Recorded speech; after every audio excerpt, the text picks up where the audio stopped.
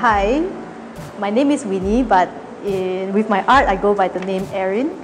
And about myself, well, in terms of education, I got my BA in art from the University of Toronto in Canada, and I just finished my master's in art by research 2 years ago from Brunei. So that is my background in terms of education. And before I was a full-time artist, I worked as a graphic designer at Yellow Pages and a gallery assistant, both at Brunei as well.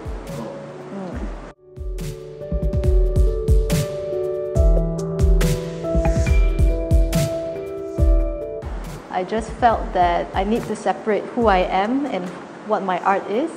So it's sort of like the persona I take on when I do my art, kinda.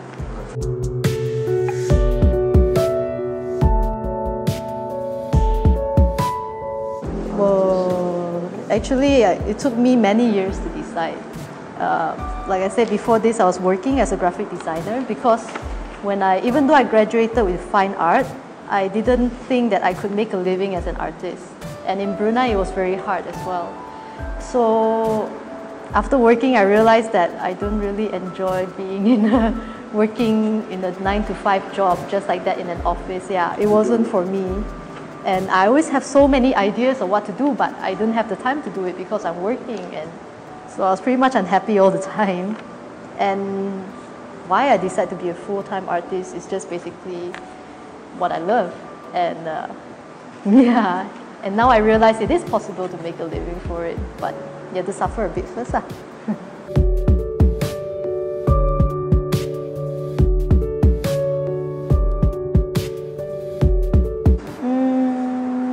Okay, in terms of themes, well, a lot of my art deals with wanting to draw something that to draw something you can't see, especially things like emotions or feelings. You can't see a feeling, so how would I translate that into a visual form?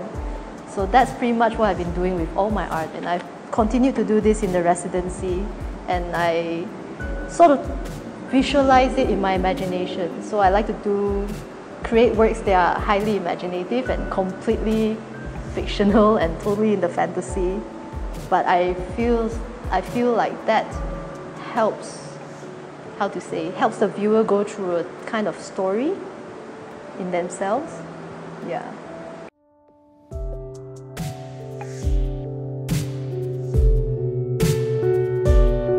Well, I don't know. This one is called Fishing in Uncertain Waters.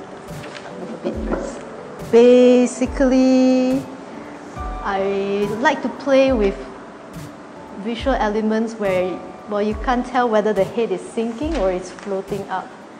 So basically, I like to have that kind of visual juxtaposition where it's up to the viewer to interpret it however they want.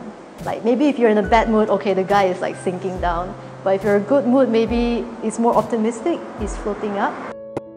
So, and I've been using a lot of crystals, I realize, in my current work. And to me, that has my own, it represents to myself like a form of deep reflection on your inner thoughts and stuff. Because crystals, they tend to reflect light, and I love crystals, so, so I worked it into my artwork.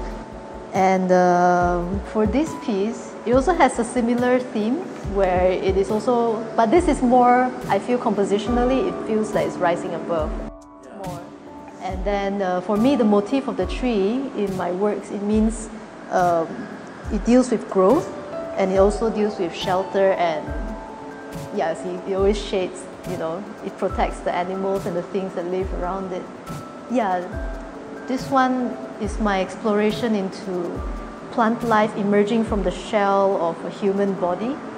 So it's like we go beyond who we are as physically, yeah, we have this form, but we can always choose to be more than that. So that's the meaning behind the piece.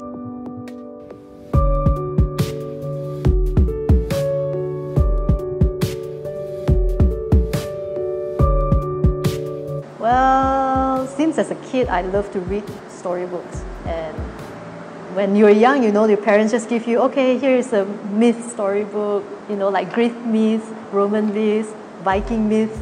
And then I love ghost stories. I just like stories in general. And then as I grew up, that slowly became, I started to read comics, but I've always read fantasy books. I've never really, biographies and things like that that deal with reality is not something that I go for.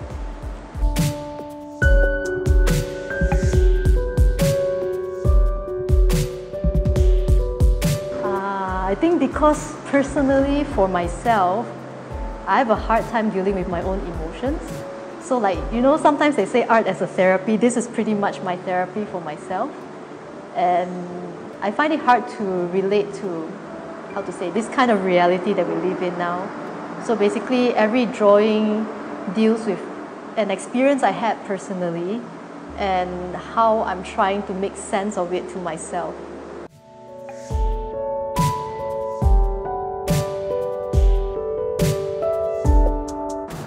I needed a way to brand myself as an artist as well. So I chose Timeless Realm because that's how I feel that there's always, the setting is like, well, you know the time, it looks like it is morning, but you do not know morning of what year and what date. This might be the future, it might be the past, because it deals with something that's internal.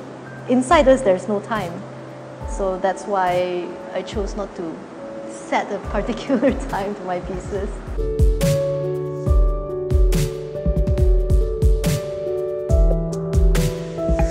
The earliest one would be mostly European artists because of art history that we had to take during, you know, A-levels and in uni. But the first one is Hieronymus Bosch.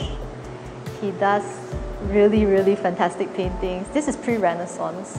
So he's from the Netherlands, and in his paintings they are full of monsters and creatures. Pre-Renaissance? Yeah. Okay. Yeah. And I'm not very influenced by Renaissance or Baroque or postmodernism and all that, but I'm more influenced by illustrators as well, comic book artists. One of the illustrators, my favorite one, is called Edward Gorey.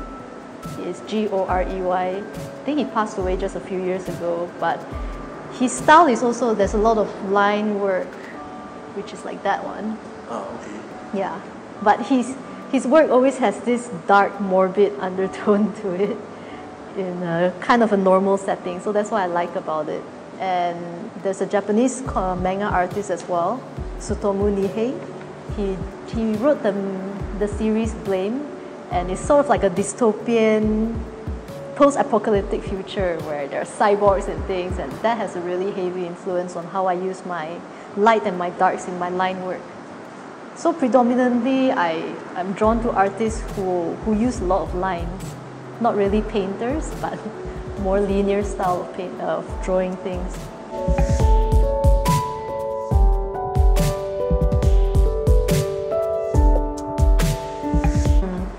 See, that's the part where, in terms of ideas,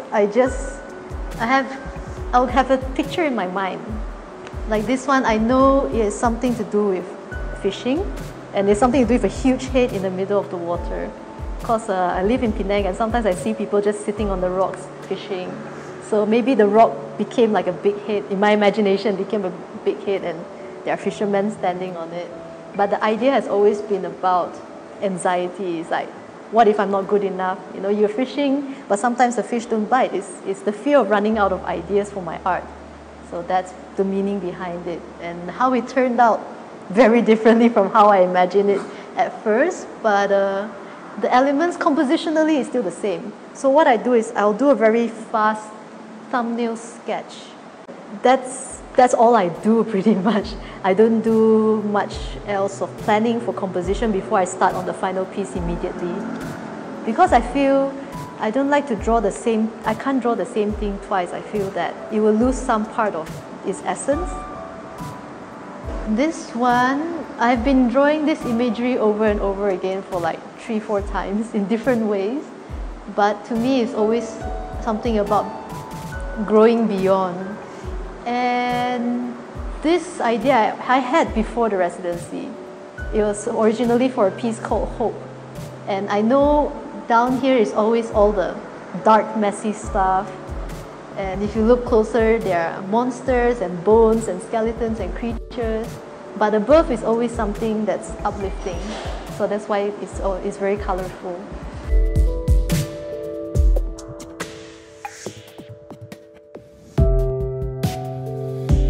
This one about not being affected by, sometimes you see the news, you see a lot of negative things. So that's pretty much all these things. So it's easy to get affected by it, then you stay underwater, but you have to go beyond. And to me, nature is always a way to remind me that everything is going to be okay. We are here only for a short time in this earth, so it's time to go, it's time to go. So actually a lot of my work is a bit morbid. Yeah.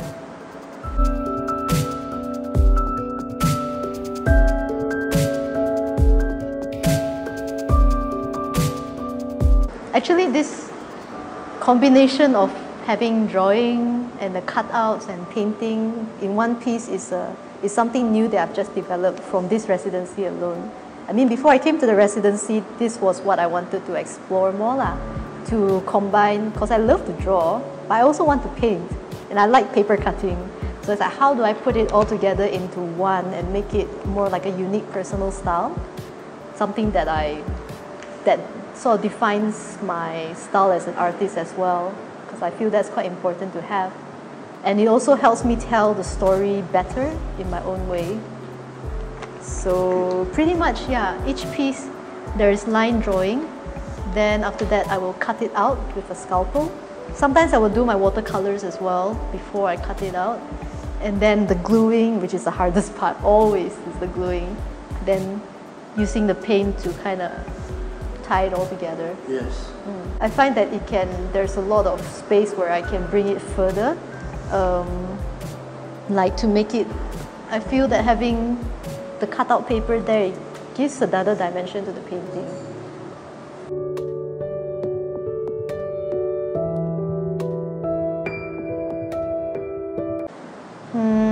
I would definitely want to work on improving my painting skills, because painting is so frustrating, but I enjoy it because I love the kind of colors you can give my drawings. Otherwise the drawings are just usually black and white. And with acrylics, it just gives a different level, because watercolor is always transparent, but acrylic can be opaque. So you can cover part of the drawing or reveal part of the drawing, and I like it about that. I would definitely explore that a lot more, playing with the positive and the negative in a piece. I haven't done that as effectively yet, I realize.